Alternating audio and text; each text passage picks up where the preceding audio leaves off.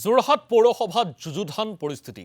যোৰহাট জিলা প্ৰশাসনে কিছুদিন পূৰ্বে আজাদ চৌধুৰী নামৰ এজন লোকৰ বাসগৃহ উচ্ছেদ কৰাৰ পিছত এইবাৰ কেনেকৈ পৌৰসভাৰ ঠিকা লাভ কৰিলে তাক লৈ সৰব বীৰ লাচিত সেনা।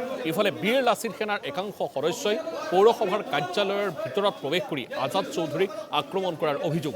আজাদ চৌধুৰীয়ে উত্থাপন কৰা অভিযোগ অনুসৰি সংগঠনটোৰ সদস্যই মোবাইল আৰু নগদ ধন কাঢ়ি নিছে।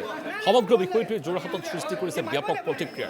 প্ৰশাসনৰ বিচাৰাধীন এটা প্ৰক্ৰিয়াক এটা জাতীয় সংগঠনে কিদৰে ঢাল হিচাপে লৈ এজন ব্যক্তিৰ ওপৰত বীৰত্ব প্ৰদৰ্শন কৰিছে সেয়াহে আশ্চৰ্যজনক।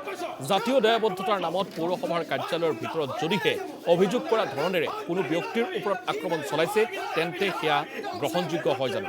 অৱশ্যে পৌৰসভাৰ ভূমিকা এনে প্ৰসংগত আৰু অধিক ৰহস্যময়। কিবা কাম আছিলে 5 মিনিটৰ কাৰণে কাম কৰি মই চিধা ওপৰলৈ বেংক এগৰাকী লেডিজ এগৰাকীৰ লগত মই কথা পাতি আছোঁ, তাত বহি তেখেতৰ মই কথা পাতি আছোঁ। তাৰপৰা আমাৰ গম পাইছোঁ পিছত বীৰ লাচিত সেনাৰ ল'ৰাই, মই ইমান ভালকৈ চিনি নাপাওঁ, তেওঁলোক 4জন ল'ৰা মোক ওপৰত গৈ আপুনি এইফালে আহকচোন বুলি কৈ এনেকৈ ধৰি টানি আনিলে। মোক টানি আনি চিৰিৰ পৰা মোৰ মোবাইল আৰু পইচা আছিলে প্ৰায় 22,000 টকা, মোৰ পইচা মোবাইল একেবাৰে লৈ ল'লে। মানে কাঢ়ি ল'লে মোবাইল চোবাইল কাঢ়ি লৈ প্ৰথমতে এই JDA অফিচটোত বহালে। এই অফিচটোত বহাই মোক কিবা সোধ পোছ কৰিলে। তাৰপিছত মোক ইয়ালৈ আনিলে, আনি মই যেতিয়া মোবাইলটোৰ কাৰণে চিঞৰ বাখৰ কৰিলোঁ তেতিয়া মোৰ মোবাইলটো হাতত তেওঁ দি দিছে। কোনে দিছে মোবাইলটো কোনোবা এনেকৈ চাপৰকৈ লোৱা এটা তেওঁ দিছে। তেওঁৱে পইচাটো কাঢ়িছিলে, কিন্তু মোবাইলটোৱে দিলে, পইচাটো নাই দিয়া। সেই ল'ৰাটো আপুনি কেতিয়াবা দেখিছে নাই? মই আগে পিছে দেখিছোঁ, টিভিয়ে দেখিছোঁ তাক।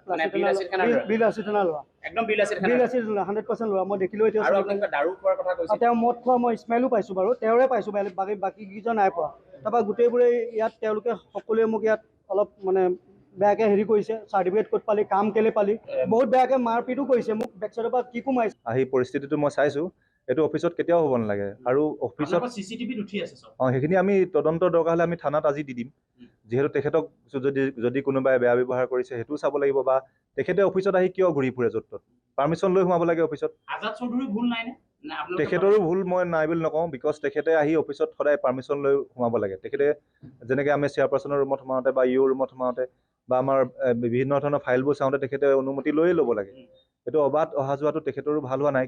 আজাদ চৌধুৰী যেনেধৰণৰ দম্ভ মাৰি আজিৰ তাৰিখত পৌৰসভাত মোক কি কৰিব, মই টেণ্ডাৰ পাইছোঁ, মই কণ্টেক্ট পাইছোঁ, মোৰ অফিচাৰ চব পকেটত আছে, এই বিষয়বিলাকে আচলতে কি সূচায়? অফিচত আমি বুজিছোঁ যে আজাদ চৌধুৰী নামৰ ব্যক্তিজন ইয়াত অফিচত কিয় আহিছে?